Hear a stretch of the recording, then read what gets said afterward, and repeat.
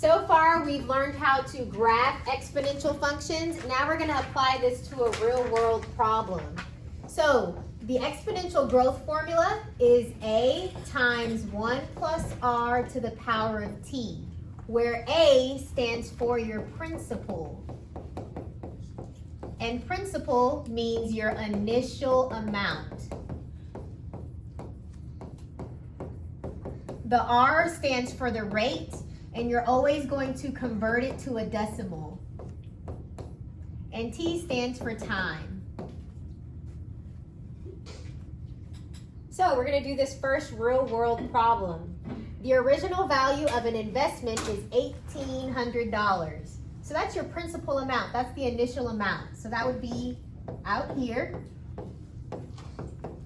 Your rate, it says if the value has increased by 7% each year, we're going to change that to a decimal, so it'll be 0.07.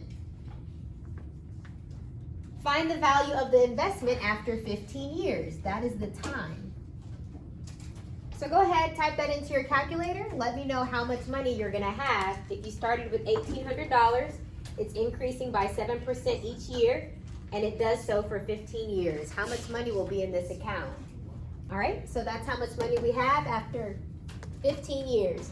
Now we're going to look at exponential decay. The formula is pretty much the same. What do you think is going to change?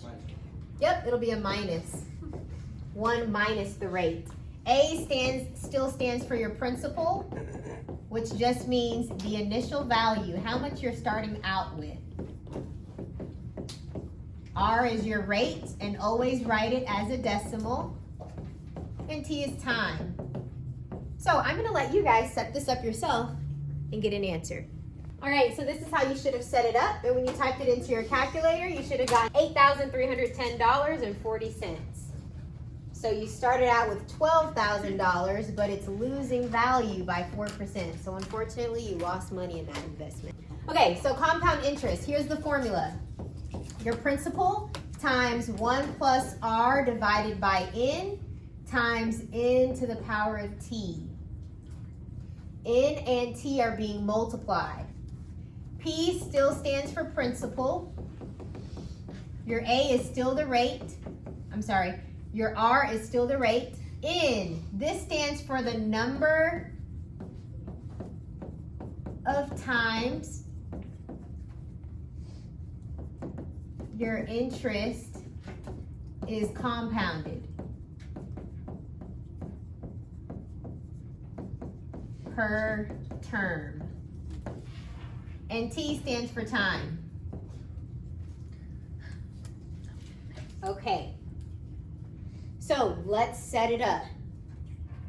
Laura deposited $12,000 into an account.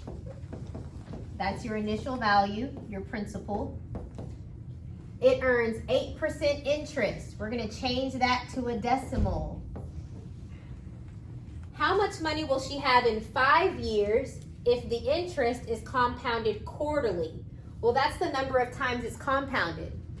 When you hear quarterly, what number do you think? 4. So this is going to compound 4 times. So I'm going to put a 4 here, a 4 out here, times 5. So you're going to type that into your calculator and let me know how much money she's going to have after 5 years. All right, so that's what we got, $17,831.37.